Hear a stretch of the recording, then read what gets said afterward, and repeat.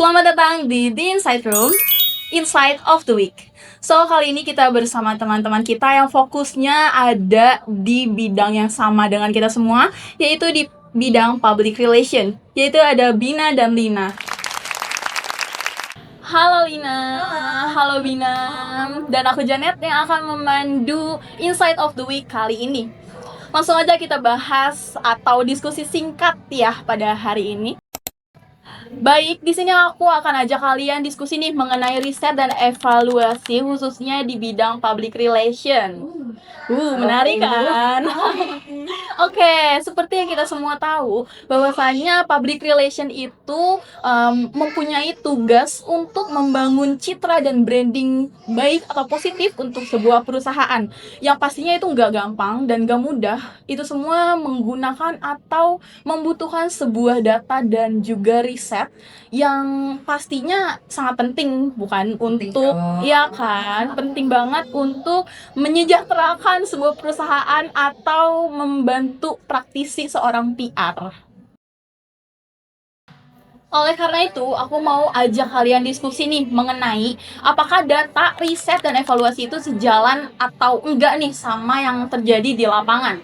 Karena menurut jurnal yang aku baca sendiri dari Boston University, itu membahas pentingnya sebuah riset dalam strategi komunikasi, yang artinya di mana sebuah data itu atau data driven itu sangat amat dibutuhkan dalam strategi komunikasi untuk membangun citra dan juga image positif untuk sebuah perusahaan, yang dimana nantinya itu pasti ada tahapan-tahapannya, yaitu tahapan untuk merencanakan atau menganalisis, lalu juga ada menjalankannya dan juga evaluasinya, dan itu semua butuh tahapan-tahapan yang jelas agar terus sejalan dengan apa yang sudah direncanakan di awal sampai dengan akhir.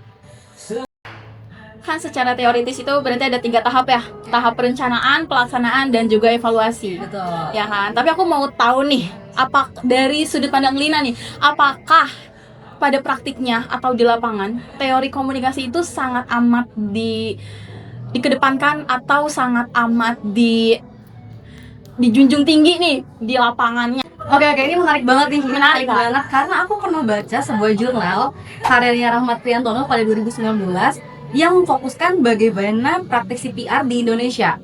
Oke. Nah, di jurnal ini juga mengatakan bahwasanya PR itu harusnya melakukan riset sebagai fondasi utama ya. Betul, Seperti perencanaan, pelaksanaan, juga evaluasi. Tetapi di jurnal ini juga aku melihat celah-celah perbedaan antara teori dengan praktik yang ada. Oh, terdapat gap. Oke. Ada gapnya nih. Oke. Berarti Lina sendiri menanggapi bahwasanya dari jurnal yang Lina baca itu terdapat gap yang ada di antara teori komunikasi dengan praktik CPR-nya itu. Berarti ada gap nih ya. Berarti nggak sejalan dengan praktik dengan teori yang ada. Oke, menarik. Karena pada dasarnya memang dalam strategi komunikasi itu juga terdapat 2 tujuan ya, atau 2 goals, yaitu ada goals utama dan juga goals spesifik. Nah, itu mungkin berbeda juga ya dari sudut pandangnya. Iya, nggak sejalan karena menurut Janet kan tadi apa yang Janet paparkan itu bahwa riset itu menjadi fondasi utama ya. Betul. Nah, di jurnal ini ditekankan bahwasannya praktik CPR itu belum melakukan itu. Oh, belum melakukan Dalam aktivitasnya mereka tuh public relation ini tuh belum melakukan itu karena mereka lebih menghindari pemberitaan negatifnya dibandingkan membangun komunikasi yang strategis dengan medianya. Oh, berarti medianya nyambungnya ke media.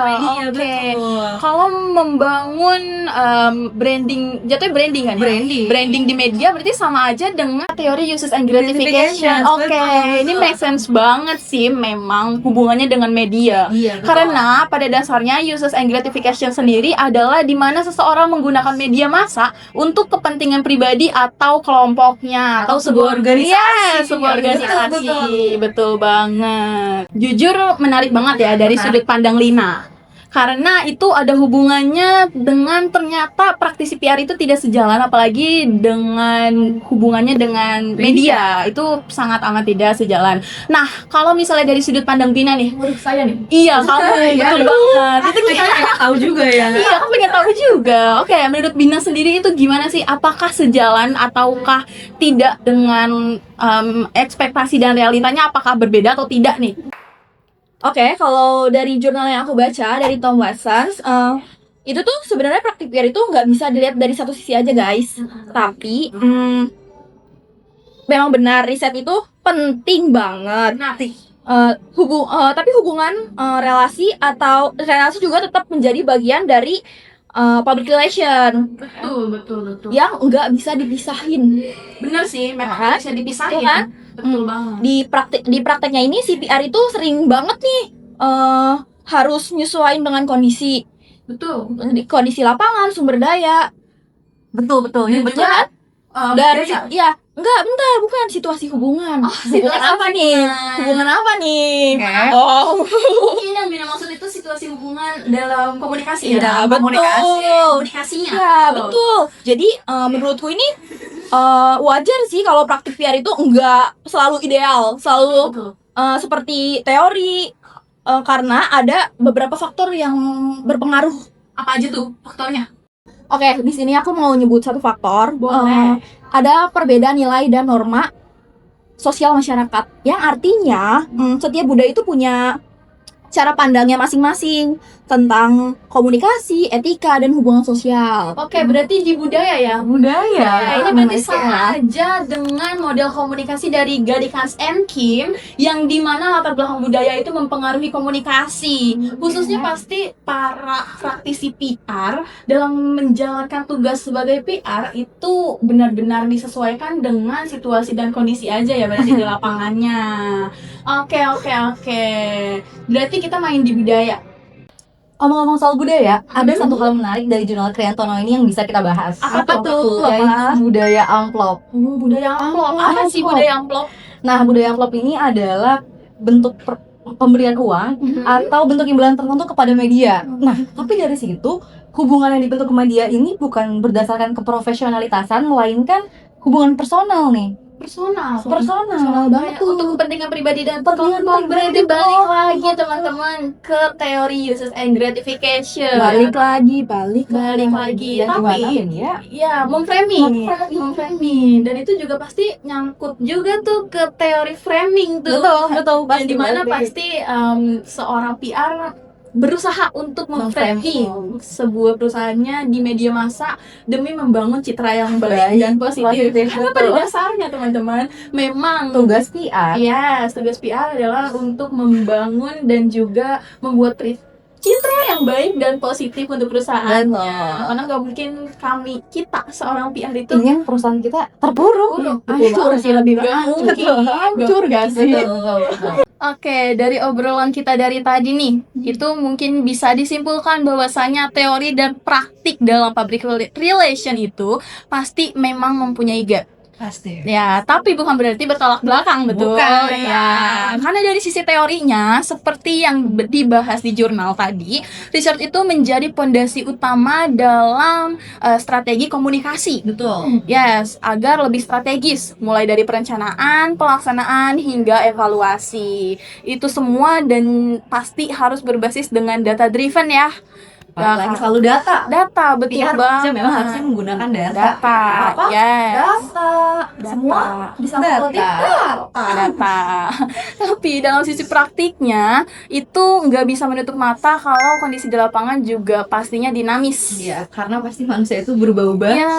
Dan cara kinerjanya pun berubah-ubah. Berubah-ubah. Soal teori, Teori itu juga disesuaikan balik lagi tadi dengan kondisi dan situasi dan juga budaya dan latar belakang. Itu betul. sangat amat penting. Dan juga bisa dibilang teori itu sebenarnya sudah memberikan arah yang jelas, tapi praktiknya harus terus beradaptasi nih dengan realita yang ada.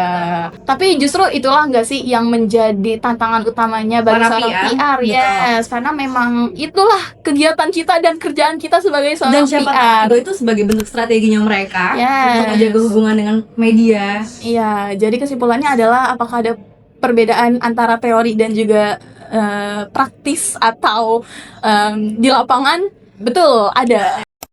Oke, baik, itu aja pembahasan kita pada hari ini. Terima kasih untuk Lina dan Bina karena sudah bersedia untuk mengisi diskusi pada Insight of the Week kali ini. See you di pembahasan selanjutnya. Janet is standing out.